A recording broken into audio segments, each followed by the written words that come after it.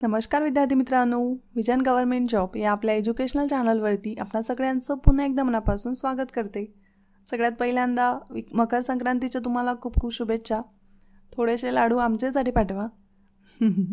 Okay, तर आपण आज जानेवारी महिन्याच्या डेली क्विजचं 6वं लेक्चर बघत आहोत आणि आपण आज 13 जानेवारी आणि 14 जानेवारी या 2 दिवसाचे जे महत्त्वाचे करंट अफेअर्स आहेत ते कंप्लीट करत आहोत।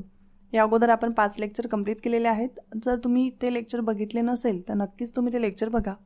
या लेक्चरची PDF तुम्हाला विजन गव्हर्नमेंट जॉब हे जे आमचं ऑफिशियल टेलिग्राम चॅनल आहे त्यावरती मिळून जाईल। तसंच विजन स्टडीच्या डाउनलोड सेक्शनमधून सुद्धा तुम्हाला या लेक्चरची PDF डाउनलोड करता येईल। एक महत्त्वाची अपडेट होती विजन स्टडी संदर्भात। सध्या आपल्या विजन स्टडीवरती कंबाईन बॅच करिता ॲडमिशन्स ओपन आहेत। जर तुम्ही इंटरेस्टेड असाल त्या बॅचमध्ये नक्कीच तुम्ही ॲडमिशन घेऊ शकता। या बॅचमध्ये तुम्हाला 200 पेक्षा जास्त व्हिडिओ लेक्चर्स मिळतील, 20 पेक्षा जास्त फुल लेंथ टेस्ट मिळेल आणि इतर बरंच काही तुम्हाला या बॅचमध्ये मिळून जाईल, ज्याचा फायदा तुम्हाला येणाऱ्या एक्झाममध्ये नक्कीच होईल। तर इंटरेस्टेड असाल त्या बॅचमध्ये प्रवेश घेऊ शकता। डिटेल माहितीसाठी तुम्ही visionstudy.in ला व्हिजिट करू शकता। आता आपण लेक्चरकडे वळूया। तर लेक्चरमधला जो पहिला क्वेश्चन आहे तो फेस्टिवल रिलेटेड आहे। तर फेस्टिवल आहे तर फेस्टिवल रिलेटेड घेतला। तर मकर संक्रांती हा जो सण आहे तो वेगवेगळ्या राज्यांमध्ये वेगवेगळ्या नावाने सेलिब्रेट केला जातो, वेगवेगळ्या पद्धतीने सेलिब्रेट केला जातो। तर त्याच्याच संबंधित हा क्वेश्चन आहे। एका कॉलममध्ये तुम्हाला फेस्टिवल आणि सेकंड कॉलममध्ये तुम्हाला स्टेट आणि UT दिला आहे। तर पोंगल हा जो फेस्टिवल आहे तो तमिळनाडूमध्ये सेलिब्रेट केला जातो, मागी हरियाणामध्ये, सायनकरात काश्मीरमध्ये। तर जोडी कशी लागेल? पोंगल म्हणजे क 2 ब आणि 3 अ। तर ऑप्शन नंबर 2 हे आपला आन्सर आहे। ओके, तसंच इतर राज्यांमध्ये सुद्धा कुठल्या नावाने सेलिब्रेट केले जातात ते आपण बघू। तर गुजरातमध्ये मकर संक्रांती उत्तरायण म्हणून साजरी केली जाते, हिमाचल प्रदेशमध्ये माघी नावानी, आपल्या आसाममध्ये भोगली बिहू नावानी, पंजाब जम्मू काश्मीरमध्ये लोहडी म्हणून आणि कर्नाटकमध्ये मकर संक्रामण म्हणून। तर लक्षात ठेवा, तुम्ही फेस्टिवल होता म्हणून क्वेश्चन इन्क्लूड केला, थोडंसं तुमच्या नॉलेजमध्ये वर पडली असेल तर लक्षात ठेवा। ओके, नेक्स्ट क्वेश्चन, खालील असत्य विधाने विचारात घ्या। अ स्टेटमेंट आहे रायसीना संवाद किंवा रायसीना डायलॉग ही नवी दिल्लीत दर 2 वर्षातून आयोजित होणारी बहुपक्षीय परिषद आहे आणि ब स्टेटमेंट आहे ही परिषद भारत सरकारचे परराष्ट्र मंत्रालय आणि ऑब्झर्व्हर रिसर्च फाउंडेशन यांच्या वतीने संयुक्तपणे आयोजित केली जाते। आता अ स्टेटमेंट हे चुकीचं आहे, कारण अ स्टेटमेंटमध्ये दर 2 वर्षातून म्हटलं आहे। तर ही जी परिषद आहे, ही जी बहुपक्षीय परिषद आहे ही दरवर्षी आयोजित केली जाते। 2016 पासून ही आयोजित केली जाते, 3 दिवसीय असते ही। तर अ स्टेटमेंट चुकीचं आहे आणि ब जे स्टेटमेंट आहे ते बरोबर आहे। तर असत्यच विधान आपल्याला ओळखायला लावलं होतं, त्याच्यामुळे अविधान हे आपला आन्सर आहे। तर रायसीना संवाद किंवा रायसीना डायलॉग ही 3 दिवस चालणारी बहुपक्षीय परिषद आहे, दरवर्षी आयोजित केली जाते, 2016 पासून आयोजित केली जाते। यामध्ये विविध देशांचे जे परराष्ट्र मंत्री असतात ते प्रेझेंट असतात। ही सर्व मंडळी एकत्र येऊन आंतरराष्ट्रीय धोरणांच्या विषयावरती चर्चा करतात। आता याला रायसीना नाव हे का बरं पडलं आहे, तर दिल्लीमधील जे रायसीना हिल्स आहे त्यावरूनच याला रायसीना असं नाव पडलेलं आहे। थीमसुद्धा तुम्ही लक्षात ठेवू शकता, थीम आहे नॅव्हिगेटिंग द अल्फा सेंच्युरी। रिपीट करून सांगते बघा, रायसीना डायलॉग 2020 याचं आयोजन करण्यात आलं 14 जानेवारीला, म्हणजे 14 जानेवारीपासून तर 16 जानेवारीपर्यंत ही परिषद चालेल। बहुपक्षीय परिषद आहे ही 2016 पासून आयोजित केली जाते दरवर्षी। ही परिषद भारत सरकारचं परराष्ट्र मंत्रालय आणि ऑब्झर्व्हर रिसर्च फाउंडेशन यांच्या वतीने संयुक्तपणे आयोजित केली जाते। तसंच या परिषदेला विविध देशांचे परराष्ट्र मंत्री प्रेझेंट असतात। ही सर्व मंडळी दिल्लीमध्ये एकत्र येऊन आंतरराष्ट्रीय धोरणांच्या विषयावरती चर्चा करतात। तसंच या डायलॉगला रायसीना हे नाव का बरं पडलं, कारण दिल्लीमधील रायसीना हिल्स यावरूनच याला रायसीना असं नाव पडलं। थीमसुद्धा तुम्ही लक्षात ठेवा, नॅव्हिगेटिंग द अल्फा सेंच्युरी। ओके, तर लक्षात ठेवा सगळे पॉईंट। पुढला क्वेश्चन एक अपॉइंटमेंट रिलेटेड आहे। तर डॅश यांची केंद्रीय राखीव पोलीस दलांचे म्हणजे CRPFचे महासंचालक किंवा डायरेक्टर जनरल म्हणून नियुक्ती करण्यात आली। तर याचा आन्सर आहे AP महेश्वरी। तर AP महेश्वरी यांची CPRFचे DG म्हणून नियुक्ती करण्यात आली आहे। जे अगोदरचे होते म्हणजेच अगोदरचे जे DG होते त्यांचं नाव होतं RR भटनागर, तर यांनी 31 डिसेंबर 2019ला या पदावर निवृत्त झाले आणि त्यानंतर मग पद खालीच होतं आणि आता नियुक्ती करण्यात आली AP महेश्वरी यांची. तर CRPFचे जे नवीन DG आहेत ते आहेत AP महेश्वरी. ओके, नाव लक्षात ठेवा तुम्ही. तसंच CRPF याचा मोठं सुद्धा तुम्ही लक्षात ठेवा, सेवा आणि निष्ठा म्हणजे सर्व्हिस अँड लॉयल्टी. तर मोठं लक्षात ठेवा. तसंच AP महेश्वरी जे आहेत ते 1984च्या बॅचचे IPS अधिकारी आहेत आणि आता त्यांची नियुक्ती करण्यात आली आहे CRPFचे DG म्हणून. पुढला क्वेश्चनसुद्धा एक अपॉइंटमेंट रिलेटेडच आहे. RBIचे नवे डेप्युटी गव्हर्नर म्हणून डॅश यांची नियुक्ती करण्यात आली. तर याचा आन्सर आहे मायकेल पात्रा. तर RBIचे नवे डेप्युटी गव्हर्नर म्हणून मायकेल पात्रा यांची नियुक्ती करण्यात आली आहे. हे चौथे डेप्युटी गव्हर्नर असतील, कारण मागच्या वर्षीच म्हणजे जुलैमध्ये जे आपले विरल आचार्य होते त्यांनी राजीनामा दिला होता आणि त्यानंतर हे पद खाली होतं. त्यामुळे आता जी मायकेल पात्रा यांची त्या पदावरती नियुक्ती करण्यात आली आहे आणि ते चौथे डेप्युटी गव्हर्नर असतील.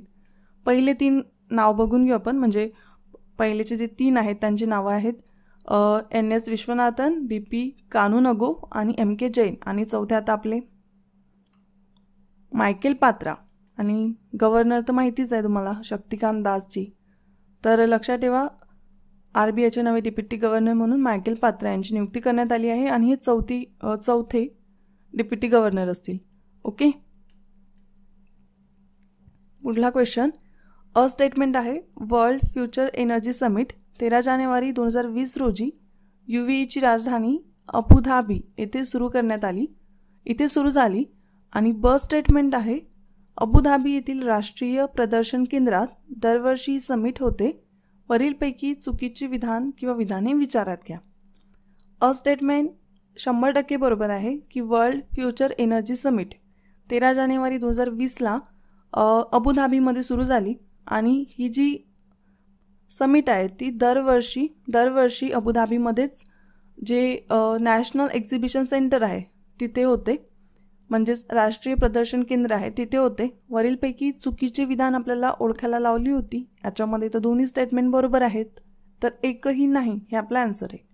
ओके, महत्त्वाचं म्हणजे ही जी समिट आहे ती 4 दिवस चालणारी समिट आहे आणि यामध्ये म्हणजे या समिटमध्ये 170 देशांचे 33,500 प्रतिनिधी सहभागी झाले आहे.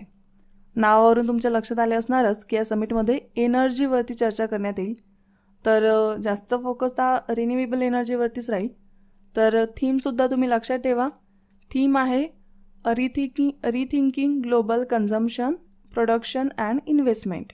Rethinking global consumption production and investment. तर वर्ल्ड फ्युचर एनर्जी समिट अबुधाबीमध्ये सुरू झाली आहे. दरवर्षी अबुधाबीमधील जे नॅशनल एक्झिबिशन सेंटर आहे तिथे ही समिट होते आणि या समिटमध्ये एनर्जीवरती चर्चा करण्यात येते आणि थीम आहे rethinking global consumption production and investment. Okay, next question आहे. डॅश या देशामध्ये जगातील सर्वात मोठा रेडिओ टेलिस्कोप सुरू करण्यात आला आहे. तर याचा आन्सर आहे चीन.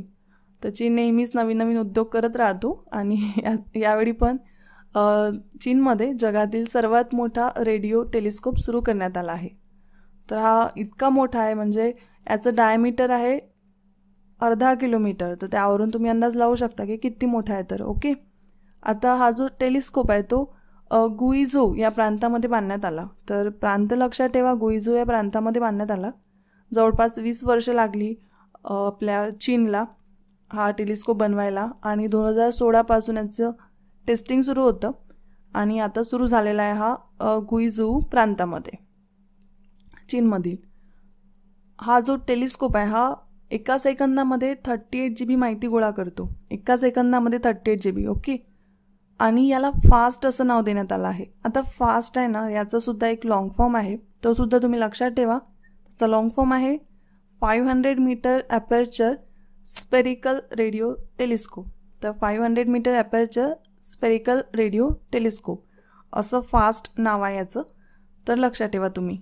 तर चीनमध्ये जगातील सर्वात मोठा रेडिओ टेलिस्कोप सुरू करण्यात आला आहे.